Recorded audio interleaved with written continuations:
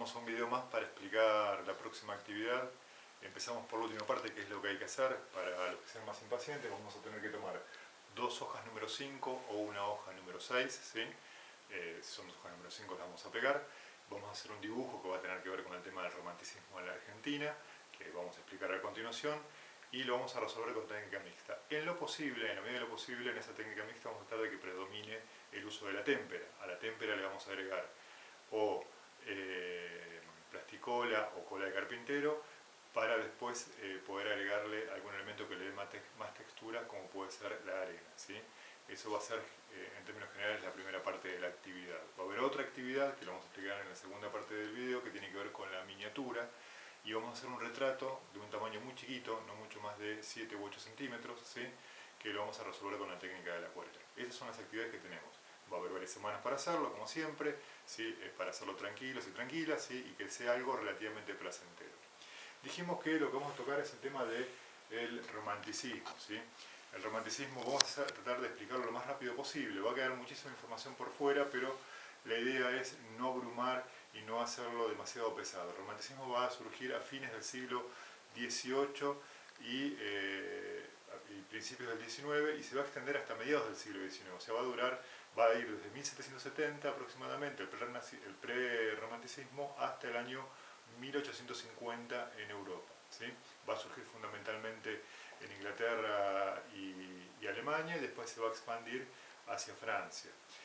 ¿Qué va a plantear el romanticismo? El romanticismo es una gran reacción en contra del racionalismo del neoclasicismo, que era el movimiento anterior, el movimiento que fue propio de la Revolución Francesa, ¿sí? El movimiento del iluminismo, que pensaba que el mundo funcionaba mal porque era irracional y que el mundo iba a solucionar sus problemas a partir de la luz de la razón. Por eso eran iluministas, ¿sí? Esto genera realmente una serie de reglas, de normas, de cómo deben ser las cosas, pero la verdad es que la Revolución Francesa en gran medida también termina en una gran frustración, y esto va a llevar a los intelectuales a desistir de la racionalidad para explicar el mundo y para poder, incluso van a desistir de poder cambiarlo, ¿sí? Para ellos ya el mundo no se puede cambiar, y lo que van a hacer es tener un gran temor al presente fundamentalmente, y eso los va a llevar a evadirse de la realidad, ¿sí? Fíjense que pasamos de un intelectual casi militante, que es protagonista de la Revolución Francesa, a un intelectual que se va a apartar y va a estar en su castillo de cristal, y que va a vivir fundamentalmente en otros mundos que los va a idealizar. La Edad Media puede ser, van a poder ser otros lugares exóticos, como era en ese entonces América, África, Asia, ¿sí? O un futuro utópico. Esas son las tres posibilidades que se les va a dar. Va a haber un cambio también, ¿sí? Va a aparecer por primera vez un elemento que antes no parecía, que era la naturaleza, ¿sí? Uno dice, bueno, la naturaleza hubo siempre, sí, pero desde el Renacimiento hasta la Revolución Francesa la naturaleza fue el gran enemigo del hombre, y el hombre intentó dominarla permanentemente, ¿sí? No existía la naturaleza como la entendemos. La naturaleza era entendida como un elemento para domesticar, ¿sí? Ahí van a aparecer esos jardines que a lo mejor han visto, que son podados como figuras geométricas, con jardines con líneas rectas, ¿sí? Y demás. Bueno, la naturaleza va a ser domesticada. La naturaleza también es vista como algo que tiene que ser dominado. Bueno, en el romanticismo la naturaleza es visto muy por el contrario como una fuerza superior, como una fuerza que a uno lo puede destruir, ¿sí? Y entonces va a aparecer un sentimiento nuevo, estético, que es el sentimiento de lo sublime, ¿sí? ¿Qué es lo sublime? Lo sublime es algo que me atrae y me genera temor al mismo tiempo, ¿sí? La metáfora más clara de esto es la sensación de vértigo que uno tiene cuando está frente a una altura muy, muy elevada y en un borde de algo, y uno tiene miedo. En realidad uno tiene miedo de tener deseo de tirarse, ¿sí? Pero uno tiene miedo, si le da miedo la altura, le da temor, pero al mismo tiempo uno se queda mirándolo, ¿sí? Esa actitud ambigua de temor y atracción es la que va a caracterizar al romanticismo. Y además sentirse nada frente a esa naturaleza, frente a esa gran tormenta, un tornado. Piensa en un tornado, una gran ola, ¿sí? Una catástrofe natural donde el ser humano es nada. Bueno, esa es la sensación, el espíritu del romanticismo. Son irracionalistas, va a ser importante para ellos lo que ellos sientan, ¿sí? Está la subjetividad, el yo, va a aparecer el yo por primera vez en la literatura como un elemento muy importante. Yo pienso, yo me levanté, yo caminé. Esto va a ser muy presente en la literatura, cosa que antes no pasaba. Antes se hablaba de elementos ideales. Para no hacerlo tan extenso y mostrar alguna cosa más, fíjense acá, cómo se representaba, ¿sí? En este caso, un elemento emocional muy fuerte como es la muerte de dos hijos, ¿sí? Que uno está entrando por acá, cómo reaccionan las mujeres, ¿sí? Estas que están acá. Esto es una obra de Louis David, el pintor oficial de la Revolución Francesa, y estas mujeres supuestamente están gritando, exclamando, pero en realidad no se ve que sientan ninguno de estos sentimientos, ¿sí? No se expresan en un momento tan extremo sensación de dolor, porque incluso para el neoclasicismo la idea era hablar de sensaciones o en realidad de pensamientos virtuosos. El arte tenía que servir para reflexionar y para transformarme en un buen ciudadano fundamentalmente. Acá se habla de un episodio, ¿sí?, de la República Romana. Pero más allá de eso, mostrar cómo se mostraban los sentimientos, ¿sí?, qué era lo que sentía la gente en el neoclasicismo. Fíjense esta reproducción también de Louis David del asesinato de Marat que ya hemos visto en otros años, ¿sí? Esta es una persona que fue asesinada, parece en realidad que está durmiendo. Se trata de evitar en lo posible de representar todo lo que tenga que ver con lo humano, ¿sí?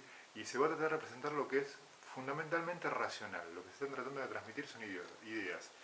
Esto para los románticos va a ser un fastidio, va a ser una especie de corsé de traba que no les va a permitir ser ellos, ¿sí? Y fíjense lo contrario de esto, ¿sí? Acuérdense de esa mujer que supuestamente estaba llorando, fíjense estos cuadros de Goya, de la serie negra, ¿sí? La expresividad de esos rostros que tienen muy poco que ver, ¿sí? O esta imagen muy angustiosa que pinta Goya en la pared, que es un perro en medio de la nada, ¿sí? No es algo solemne, no es algo serio, no es algo trascendente, es solamente un perro perdido que se está ahogando, no sabe muy bien qué está pasando. Ese es el gran cambio que va a haber, ¿sí?, que en realidad tiene que ver con las dos partes de la democracia burguesa. Por un lado, el neoclasicismo lo que va a hacer es tratar de que seamos todos iguales, si se quiere, hablar desde una sensación de igualdad, y acá va a venir la otra parte de esta sensación, de estos principios democráticos que tienen que ver con la subjetividad, con que somos todos distintos. Somos iguales en un sentido, pero también somos distintos. El somos distintos es lo que le va a interesar al romanticismo, ¿sí? Fíjense, esto de Goya, que ya lo hemos visto en otras épocas, ¿sí? Acá no se ahorra fealdad, ni se ahorra ningún gesto desagradable. Esto es lo sublime. No le interesa a Goya hacer algo bello, sino algo que incluso genere terror, ¿sí? Ese terror también genera un atractivo, ¿sí?, genera un interés, ¿sí?, y tiene que ver con el terror que me puede generar la pequeñez, ¿sí?, de la naturaleza, ¿sí? Acá lo mismo, ¿sí? Fíjense que son esas caras que veíamos antes, ¿sí?, bastante siniestras, bastante oscuras, ¿sí? En realidad lo que está pasando es que el mundo que parecía que se iba a dominar, que iba a ser todo cuestión de llevar esa racionalidad, no es tan dominable, y que en realidad la gente tiene otros padecimientos. El que va a empezar con todo esto es Friedrich, uno de los que va a empezar en Alemania, con una serie de obras que van a aparecer, esto parece el Principito, ¿sí?, pero va a aparecer siempre una figura de espalda, ¿sí?, con el espectáculo de la naturaleza, de la inmensidad de la naturaleza, el ser nada, ¿sí?, alguien muy pequeño frente a esa inmensidad tan grande. Acá igual, fíjense, otro personaje más de espalda, ¿sí?, esa nostalgia de ver un mundo perdido, ¿sí?, acuérdense que rechazan el presente no les resulta agradable, y menos en Alemania, ¿sí? Acá igual hay tres personajes, ¿sí?, esto lo pueden encontrar en internet, tres personajes sueltos que no se comunican entre ellos y que están frente al espectáculo grandioso de la naturaleza. Si la naturaleza es algo, ¿sí?, que en realidad va a tener un poder que antes no tenía, ¿sí? Estos artistas, decíamos, les va a importar mucho más el sentimiento, su yo interior, ¿sí?, que lo eterno. Por eso va a aparecer también una sensación de historicidad. Eso no existía antes, aunque parezca raro. Esto de que las cosas van pasando, que las cosas van cambiando, no estaba tan claro, ¿sí? Durante la Revolución Francesa se apelaba a valores eternos, que no cambiaran, ¿sí? Que tenían que ver con virtudes, pero de golpe se vieron un torbellino de cambios y que no era tan así, no existía ese fin de la historia o eso estático, sino que en realidad era todo muy dinámico, ¿sí? Y que había un elemento nuevo que era tan poderoso como la naturaleza, que es la historia. ¿Sí? La historia aparece como un elemento que va a hacer que todo sea provisorio. Eso que siempre intentó el ser humano de buscar elementos seguros, bueno, es un momento en donde no se va a sentir más seguro. A la Argentina, ¿sí? A la Argentina va a llegar, la particularidad de este movimiento en la Argentina es que llega más o menos bien en época, ¿sí? Llega casi en el mismo momento en que surge en Francia, ¿sí? Muy parecido. Y va a ser, el contexto de la Argentina es el contexto del rosismo, ¿sí? Estamos hablando desde el año 1829, ¿sí? Hasta el año 1852, que es la derrota en la batalla de Caseros. Ese es el periodo que nosotros identificamos como de romanticismo en la Argentina, ¿sí? Que va a ser muy claro, ¿sí? En la literatura, con un grupo de jóvenes que es la generación del 37, que van a tener una particularidad, que van a ser todos formados y muchos nacidos después de la Revolución de Mayo, es decir, ya va a haber elementos, ataduras con respecto a lo que era España que ellos no van a tener. Lo mismo va a ocurrir con los pintores. Pero acá viene la aclaración, los pintores en realidad argentinos no van a tener una fuerza expresiva tan grande, ¿sí? Como los europeos, porque en realidad no hay una reacción de un orden que los abrumase antes. Muy por el contrario, antes había una situación de anarquía, que es la famosa anarquía del año 20, ¿sí? Que después, bueno, va a ser en parte, vamos a tener este conflicto entre unitarios y federales, ¿sí? Eso va a hacer que no sea un elemento muy fuerte esta mirada antirracionalista, ¿sí?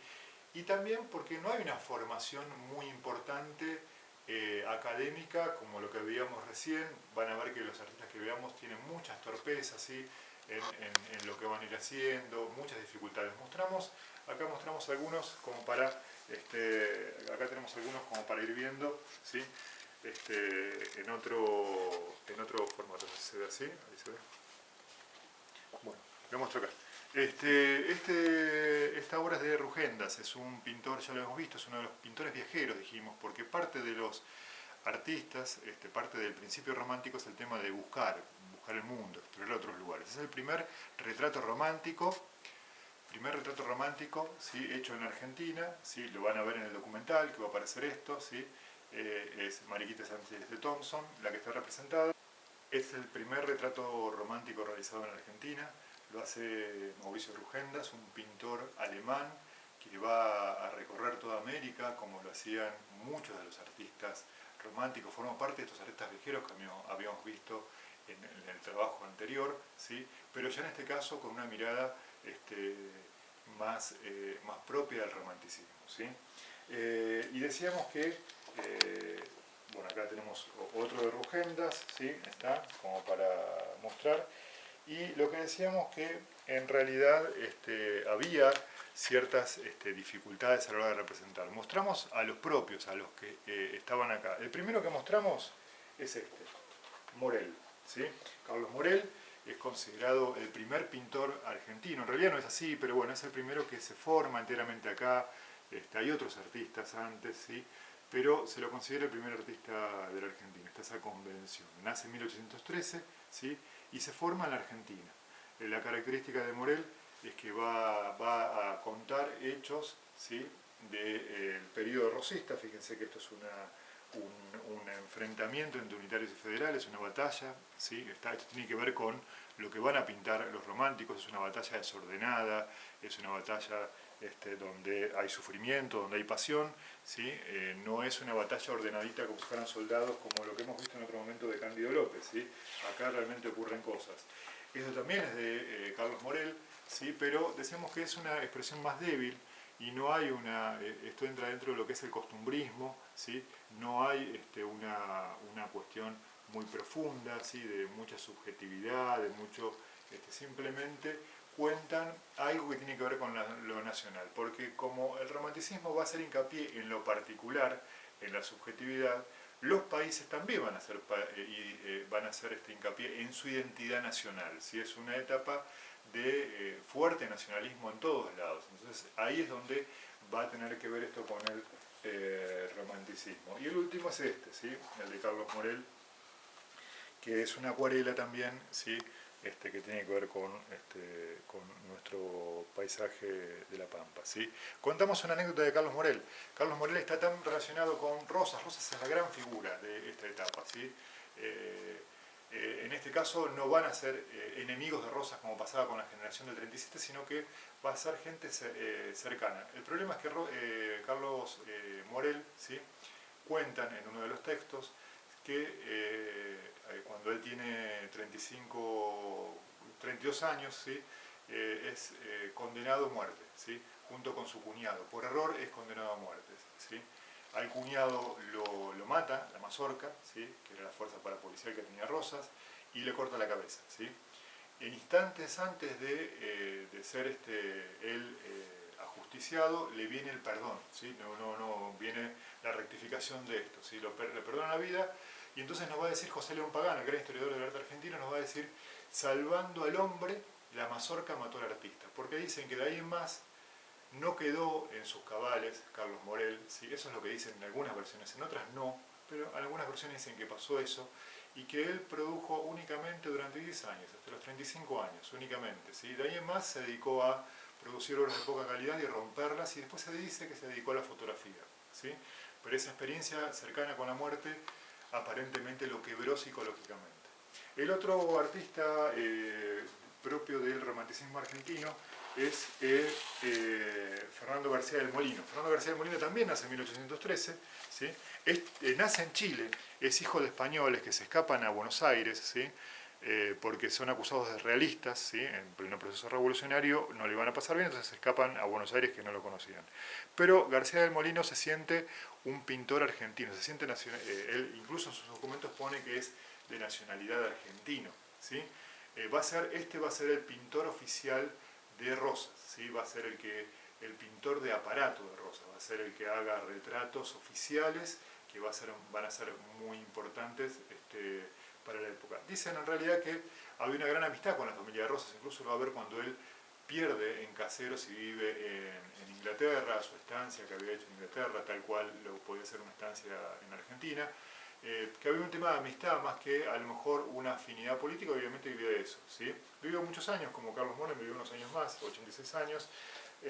Tiene hecho, y era lo que quería mostrar acá porque no encontré la reproducción, es muy chiquita, a ver si la encuentro, una reproducción porque los primeros trabajos que va a hacer Carlos Morel van a ser en colaboración con este compañero, ¿sí?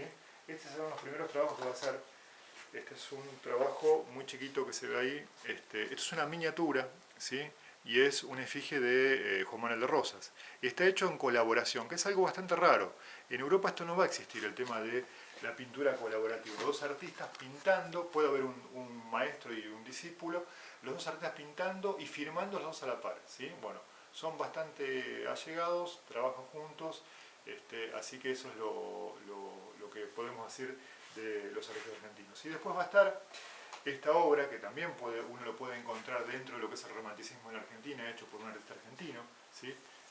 Peridero Porredón, pero es difícil ubicarlo dentro del romanticismo, ¿sí? La obra sí pertenece al periodo, es un retrato de Manolita Rosas, de la hija de Rosas, hecho en 1851, un año antes de la batalla de Caseros y el exilio de Rosas, ¿sí? Está hecho en base a una fotografía, ¿sí? Y tiene muchas características del romanticismo, ¿sí? Por empezar, no es una figura idealizada, no es una figura perfecta, ¿sí?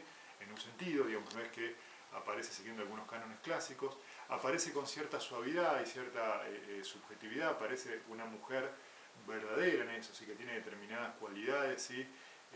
Que no son necesariamente virtudes cívicas, ¿sí? O sea, pueden ser cuestiones personales, subjetivas, ¿sí? Aparece una mujer, más allá de que sea la hija de Rosas, ¿sí? Y también va a aparecer el predominio del color rojo, que también vamos a hablar, que tiene que ver con la identificación de los federales, ¿sí? Que va a ser una de las características secundarias que vamos a tomar acá para poder ver para poder ver el romanticismo. Bueno, vamos a lo concreto, sí, para no extendernos, yo sé que es medio pesado, sino, ¿qué aspectos voy a tener en cuenta? No voy a tener que tomar una obra del romanticismo argentino y menos europeo y hacerla y copiar, ¿no? Lo que tengo que hacer es tomar estos 4 aspectos, ¿sí? Estos 4 aspectos. La estética, que tiene que ver con la sensibilidad, con lo que va a sentir el espectador. La estética tiene que ver en este caso con la sensación, centrada en lo sublime. Lo sublime, dijimos, es algo que me atrae y me genera temor al mismo tiempo, ¿sí? Algo que puede representar bien lo sublime, a ver si tengo acá la reproducción, algo que puede representar bien lo sublime, que son los cuadros de William Turner, ¿sí? A ver, lo mostramos acá, rapidito, ¿sí? Esto, las fuerzas de la naturaleza, los vemos reflejados acá, por ejemplo, en este de acá, ¿sí? En este cuadro de acá, ¿sí? Está que no hay estabilidad, ¿sí? No hay, en este cuadro de acá, ¿sí? En este de acá también, ¿sí? Está, que lo hemos visto varias veces, ¿sí? Lluvia, vapor y velocidad, ¿sí? Son de William Turner, un gran pintor romántico inglés. Bueno, decíamos que lo sublime lo podemos ver ahí, en algo indefinido, en algo infinito, en algo que me genera temor por lo grandioso, que me hace sentir pequeño frente a eso, ¿sí? Es algo que me puede destruir, pero que al mismo tiempo me genera atracción, ¿sí? Dicen los teóricos que Kant va a ser uno de los teóricos que, Immanuel Kant, que es un filósofo, uno de los que va a teorizar sobre lo sublime, dicen que la condición necesaria para poder sentir y disfrutar de lo sublime es estar a salvo. O sea, yo tengo que ver el peligro atrás de una ventana. En este caso, ver el peligro atrás de en un cuadro, ¿no? Si el peligro realmente me amenaza físicamente, no hay sensación de sublimidad, sino que hay terror, que es otra cosa. Y no es una experiencia estética, sino que es una experiencia existencial de otro tipo, ¿sí? Entonces, vamos a centrarnos en lo sublime. ¿Dónde va a aparecer esto? En las fuerzas de la naturaleza, decimos recién, en los desbordados. Es difícil este tema, ¿sí? Pero no tiene que aparecer nada bello. Lo sublime es lo contrario de lo bello. Lo bello es lo armónico, lo equilibrado. Piensen en esos retratos que veíamos de Goya, ¿sí? Pueden aparecer elementos monstruosos, feos, ¿sí? Demonios, ¿sí? Monstruos. Eso puede aparecer dentro de lo sublime. En cuanto a la poética, o sea, cómo lo vamos a hacer, ¿sí? Va a haber acá, y esto sí es importante, ¿sí? Y acá va a predominar la mancha, ¿sí? Si ustedes lo ven acá, ¿sí? Perdón, si ustedes lo ven acá, lo que predomina fundamentalmente es la mancha. ¿Qué quiere decir esto, para ser breves? Es una pintura que sería difícil de calcar. No sé dónde empieza la figura, ¿sí? Y dónde empieza el fondo, ¿sí?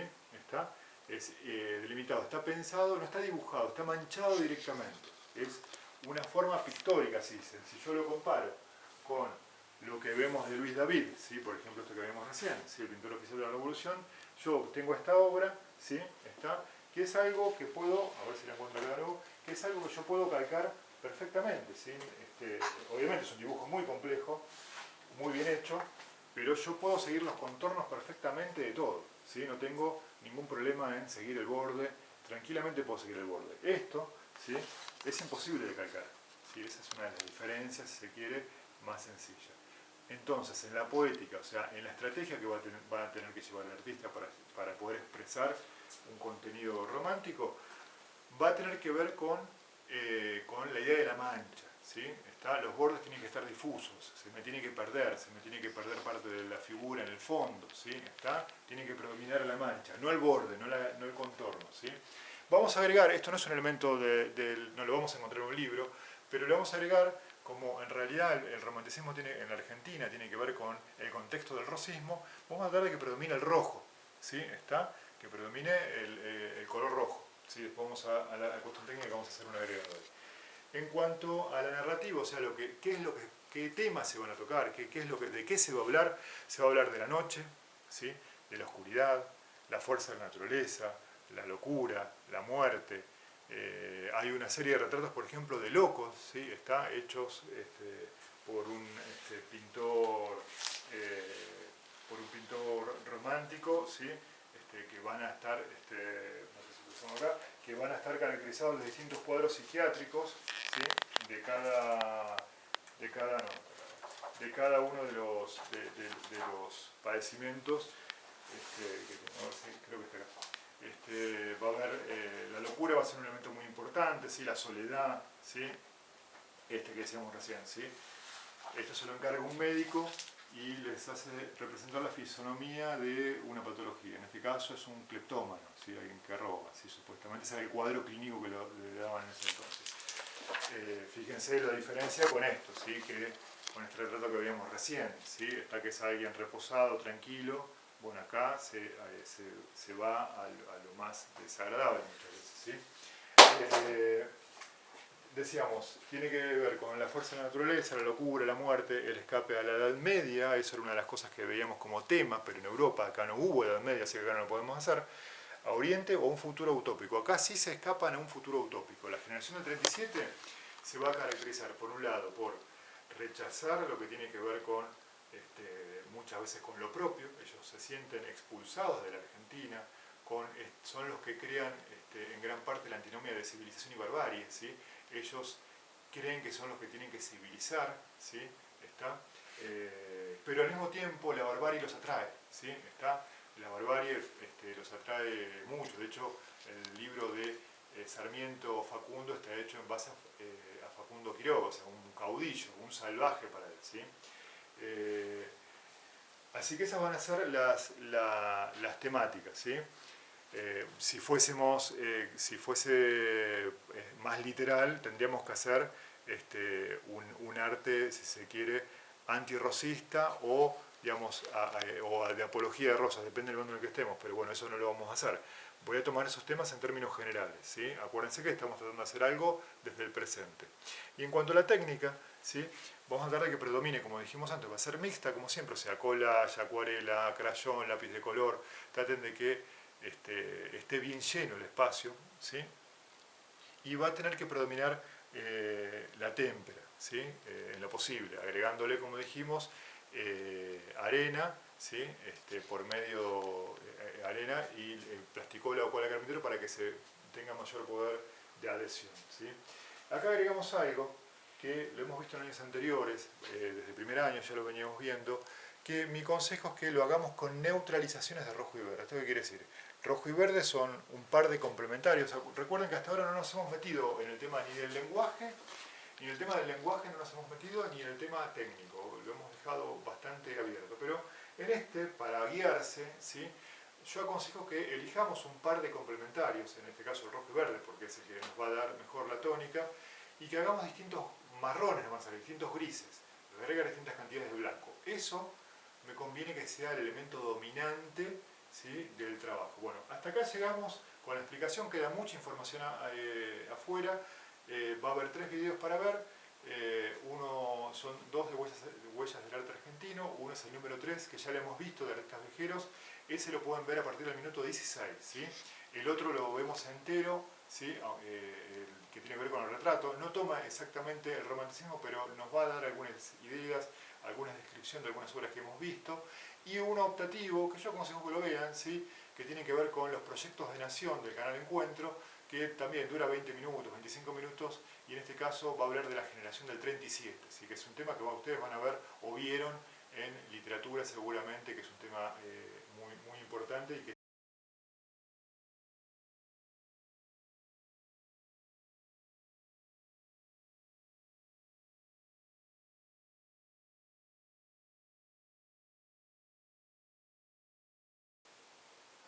bueno, vamos a la segunda actividad, ¿sí?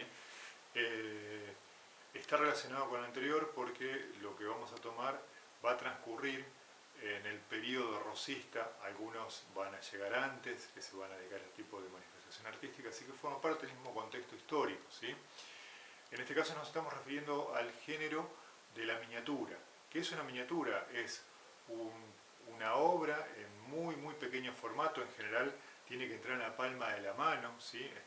Se ponía en la tapa de un reloj o era una especie de alajero, ¿sí? O algún elemento que se llevaba en la intimidad, o se tenía en la casa o se lo llevaba en la intimidad, algo portátil, ¿sí? Donde generalmente estaba el retrato o de la esposa, o del esposo de uno, o los hijos, o de uno mismo, ¿sí?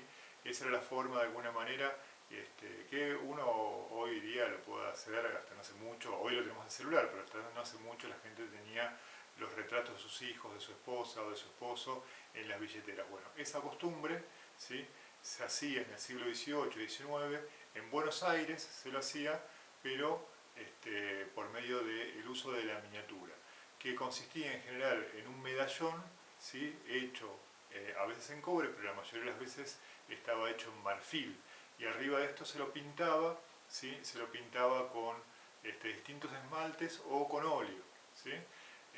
Requería de mucho dominio técnico porque hay que trabajar en un tamaño muy reducido, ¿sí?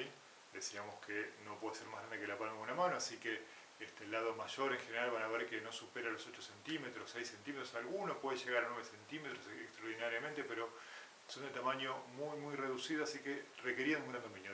Tanto es así que los mejores miniaturistas, que había muchos, ahora vamos a mostrar algunas reproducciones en Buenos Aires, eran extranjeros, porque requerían de este dominio técnico y requerían también de determinado instrumental, ¿sí? ¿De dónde viene la palabra miniatura? ¿Sí? Viene del latín miniare, que quiere decir colorear con minio. El minio es rojo, es el rojo. Recuerden, estamos en el contexto del romanticismo. De paso decimos algo, ¿de dónde viene la palabra romanticismo? Que lo omitimos en el video anterior y tiene que ver con esto que dijimos recién del latín. Una de las posibilidades, en realidad no está claro de dónde proviene el término romanticismo, es que hace referencia a las lenguas romances, como lenguas no latinas, por eso me acordé de eso, como lenguas no latinas, y de ahí viene como exaltación, decíamos, de lo nacional, de lo subjetivo también, de lo personal. Bueno, volvemos a esto, ¿sí? ¿Qué es lo que vamos a tener que hacer? Lo que vamos a tener que hacer es un autorretrato, ustedes se van a tener que dibujar, ¿sí? Es el único dibujo que hasta ahora tiene alguna complejidad desde el lenguaje, ahora vamos a dar algunas ideas de cómo hacerlo, ¿sí? Se tienen que dibujar en un tamaño muy chiquitito, ¿sí? En lo posible, en un elipse, ¿sí?, o en un círculo. Ahora vamos a dar algunas indicaciones de cómo hacer una elipse. Pero mostramos antes de eso algunas reproducciones de algunas miniaturas. La mayoría de lo que ustedes van a ver, esta es mi mano, ¿sí? La mayoría está en tamaño real, ¿sí? Son incluso un poquito más grandes que el tamaño real, ¿sí? Abajo se va a leer la altura, ¿sí? No, perdón, este justo es uno grande, es el único que no es pero fíjense, la altura va a estar acá abajo, 7,3 mide de alto, ¿sí? Este va a medir, a ver si está ahí la medida. A ver. No, no tiene la medida. Bueno, son tamaños muy reducidos. El más chiquito es este de acá, que mide 5 centímetros. Incluso esto es un poquito más grande, ¿sí? Son realmente trabajos muy muy pequeños, ¿sí? El miniaturista más importante, el primero que llega acá es un señor brasileño de origen portugués, que es de apellido Rodríguez de Sá, que se va a dedicar a eso, pero el más exitoso va a ser Juan Francisco Boulou, que es este que está acá, ¿sí? Con G, se escribe, es un autorretrato, ese es él, ¿sí? Es el que mejor, el que más éxito va a tener en términos económicos, es un gran retratista realmente. Piensan el tamaño que tiene esto que mostramos recién, mide 7,2 centímetros, ¿sí? Para tener una referencia, ¿sí? Es un gran retratista. Bueno, a ver si hay alguno más acá, no me acuerdo si...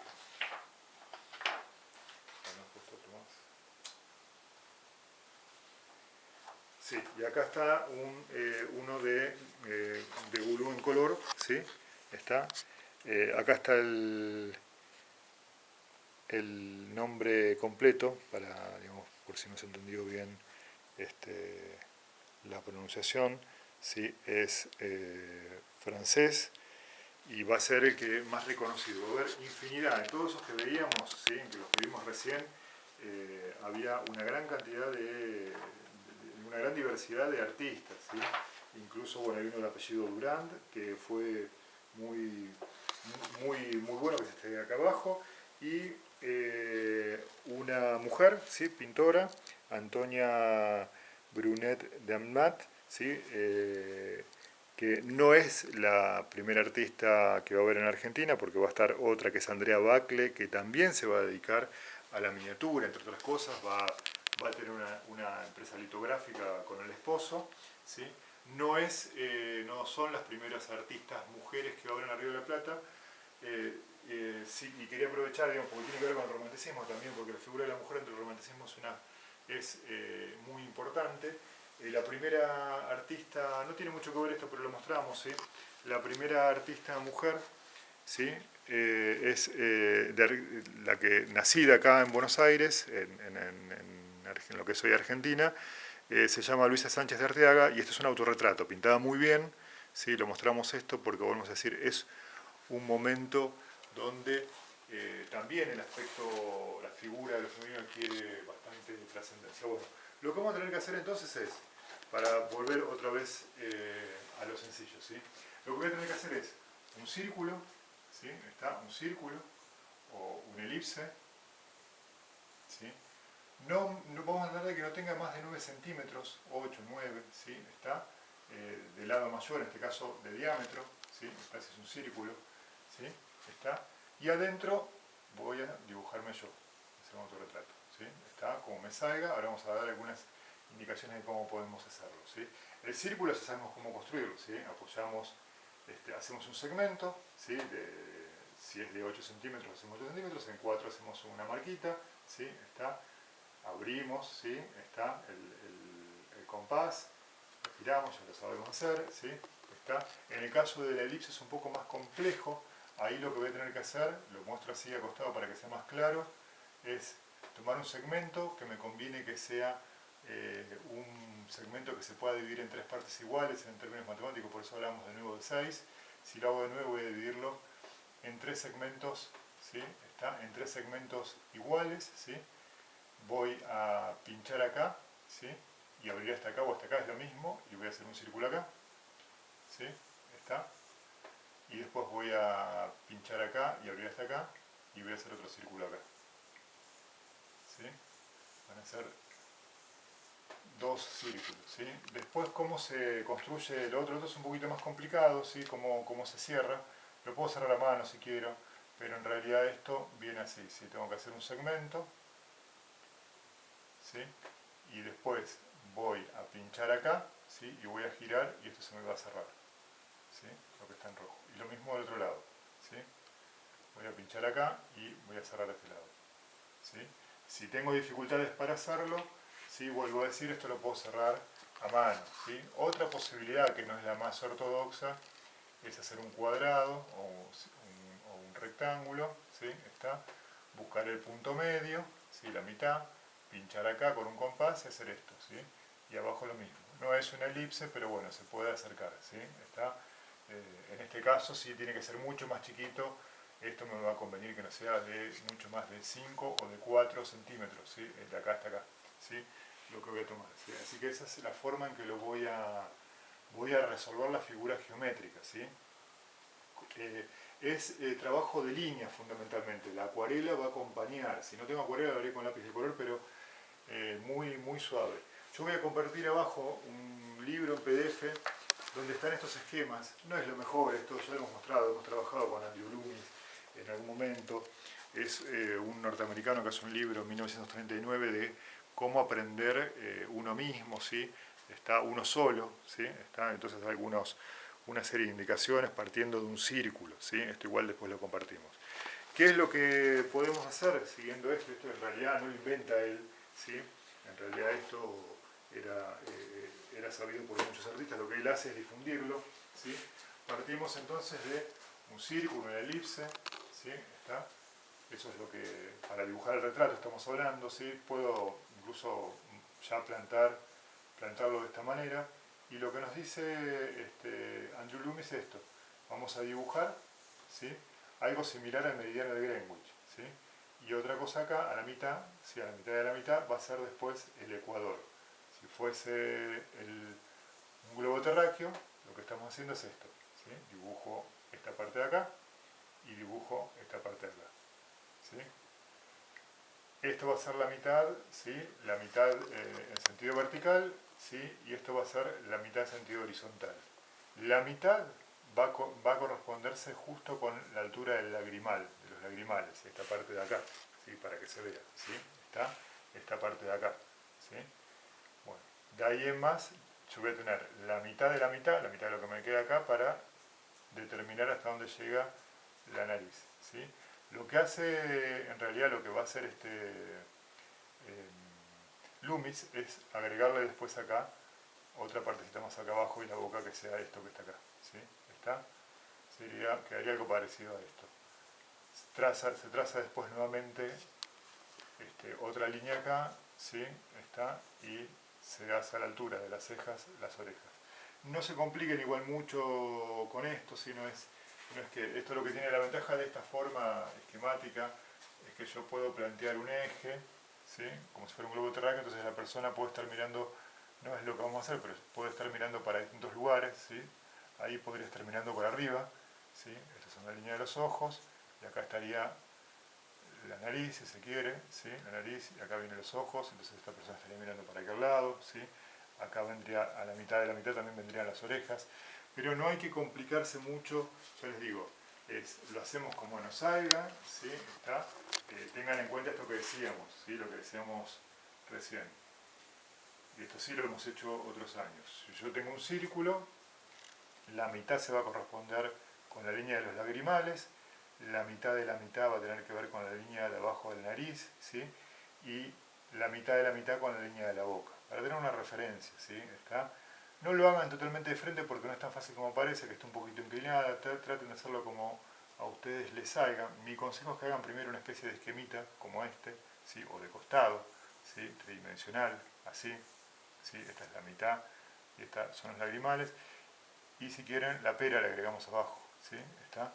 Ahí fíjense que yo ya tengo casi armado el esquemita de cómo es la cabeza. Después puedo ir tirando, viéndome a mí en el espejo, a ver cómo soy, más o menos, ¿sí? ¿Está? Y tratar de dibujarme, ¿sí? Está, con el pelo y todo lo demás. Hago el cuello, ¿sí? ¿Está? Y los hombros se va a ver esto nada más. No aparecen ni los brazos ni nada. Tiene que ver esto mucho con el romanticismo, decíamos, si bien este artista Gagulú, por ejemplo, que habíamos nombrado, si llega en 1818 al Río de la Plata, permanece, y es más, muere un año después de la salida de Rosas, no estaba ligado a Rosas, pero digo, es contemporáneo a esta época, ¿sí? Y como pasaba con los artistas viajeros, estos artistas también vienen en dos oleadas, y hay una primera oleada de miniaturistas que llegan alrededor de 1815, 1820, pero después siguen llegando, ¿sí? A partir de 1830, ya en pleno rosismo, siguen llegando y desarrollan su actividad, que es una actividad comercial, si quiere, como cualquier otra. Así que esta es la segunda parte, está relacionada, decíamos recién, con el romanticismo en el tema de que me voy a dibujar yo, ¿sí? Es una época de mucho autorretrato, ¿sí? Voy a aparecer yo, me voy a mostrar ante el mundo, ¿sí? Por eso es que lo hacemos de esta manera. Lo dibujamos como nos salga, nadie está pidiendo ni que lo hagan artísticamente, como a cada uno le salga, ¿sí? A algunos les va a salir más parecido, a otros no, ¿sí? ¿Está? Tienen incluso, si quiere alguno, la estrategia, además para no olvidarnos, de hacerse con el barbijo, que a lo mejor eso les resuelve alguna parte también de la cabeza, pero la mayoría más o menos creo que lo va a poder resolver sin mayores problemas. Así que, bueno, esta es la idea. Incluso si a alguno le cuesta más, hagan el círculo, lo podemos hacer así, la elipse también, ¿sí? ¿Está? Y una vez que hacemos eso, lo dibujamos, ¿sí? ¿Está? Empezamos a dibujarlo. Más o menos, volvemos a decir que no mida más de 9 centímetros esto, ¿sí? El lado mayor, acá de diámetro, sí, un poco menos, ¿sí? Tiene que ser algo chiquito. Y va a ser complicado, ¿sí? Si a alguno le interesa, incluso hasta lo puede dibujar con lupa, ¿sí? Si quiere hacer algo más chiquito todavía. El desafío es hacerlo lo más chiquito posible, ¿sí? Vamos a tener tiempo para hacerlo, ¿sí? Acá les vamos a poner los plazos de entrega, pero hay bastante tiempo, y cualquier cosa me consultan, ¿sí? Por medio del Classroom. Así que bueno, esto es la segunda parte del trabajo sobre el romanticismo.